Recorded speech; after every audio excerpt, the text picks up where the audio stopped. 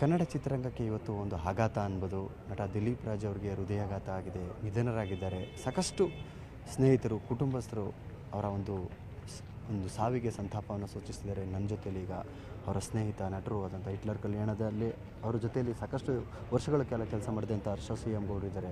ಏನು ಹೇಳ್ತಾರೆ ತನ್ನ ಸ್ನೇಹಿತನ ಬಗ್ಗೆ, ಅವರ ಕನಸಿನ ಬಗ್ಗೆ? ಸರ್, ಇದೊಂದು ರೀತಿ ಅರಗಿಸ್ಕೊಳ್ಳೋದಕ್ಕಾಗಲ್ಲ. ಯಾಕೆ ಕನ್ನಡ ಚಿತ್ರರಂಗಕ್ಕೆ ಈ ರೀತಿಯಾದಂಥ ಆಘಾತಗಳು? ದೊಡ್ಡ ಕನಸು ಕಂಡಿದ್ದಂಥ ಒಬ್ಬ ನಟ, ನಿರ್ಮಾಪಕ, ಈ ರೀತಿಯಾದಂಥ ಒಂದು ಘಟನೆ ಆದಾಗ ತುಂಬ ಕಷ್ಟ ಆಗುತ್ತೆ ಡೈಜೆಸ್ಟ್ ಮಾಡ್ಕೊಳ್ಳೋದಕ್ಕೆ. ಸರ್, ಅದೇ ಏನಾಗ್ತದೆ ಅಂತ ಗೊತ್ತಿಲ್ಲ. ನಾನು ನೋಡಿದಾಗೆ ಅವ್ರ ಜೊತೆ 2 ವರ್ಷ ವರ್ಕ್ ಮಾಡಿದ್ದೀನಿ. ಹಿಟ್ಲರ್ ಕಲ್ಯಾಣ ತುಂಬ ಫಿಟ್ಟಾಗಿದ್ದರು. ಆಮೇಲೆ ಫುಡ್ಡು ಅಷ್ಟೇ, ಅವರು ಮನೆಯಿಂದ ಫುಡ್ ತರಿಸ್ಕೊಂಡು ತಿಂತಾಯಿದ್ರು.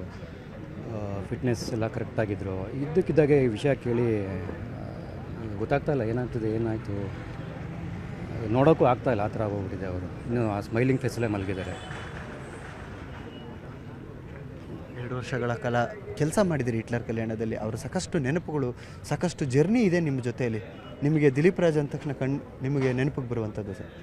ಅವ್ರು ಏನಂದರೆ ಮೇಯ್ನ್ ಯಾರ ವಿಷಯನೂ ಮಾತಾಡ್ತಿಲ್ಲ. ಸೆಟ್ಟಿಗೆ ಹೋದಾಗ good morning, smiling face good morning ಹೇಳೋರು. ಮುಗಿಸಿದ ಮೇಲೆ ನಾವು ಬೈ ಸರ್ ಅಂದ್ಬಿಟ್ಟು ನಮ್ಮ ಪ್ರೊಡ್ಯೂಸರ್ ಅವರು, ನಾವು ಹಿಟ್ಲರ್ ಕಲ್ಯಾಣದಲ್ಲಿ ಜೊತೆಗೆ ಆ್ಯಕ್ಟ್ ಕೂಡ ಮಾಡ್ತಾಯಿದ್ರು. ಬಟ್ ಯಾವುದೋ ಒಂದು ನೆಗೆಟಿವ್ ಮಾತಾಡ್ತಾ ಇರಲಿಲ್ಲ, ಯಾರ ಬಗ್ಗೆನೂ ನೆಗೆಟಿವ್ ಮಾತಾಡ್ತಾ ಇರಲಿಲ್ಲ. ಅವರಾಯಿತು, ಅವ್ರ ಕೆಲಸ ಆಯಿತು. ಅದರಲ್ಲೂ ಅವರು ವೈಫ್ ಜೊತೆ ಅಂತೂ ಅವರು ಎಲ್ಲೋದ್ರೂ ಜೊತೆಲೇ ಇರ್ತಿದ್ರು, ಬಿಟ್ಟು ಹೋಗ್ತಾ ಇರಲಿಲ್ಲ. ಈಗಂತೂ ಅವ್ರು ನೋಡೋಕ್ಕಾಗ್ತಾಯಿಲ್ಲ. ನೋಡಿದ್ರಾ ತುಂಬ ಕಷ್ಟ ಆಗುತ್ತೆ ನೋಡೋಕ್ಕಿದೆಲ್ಲ.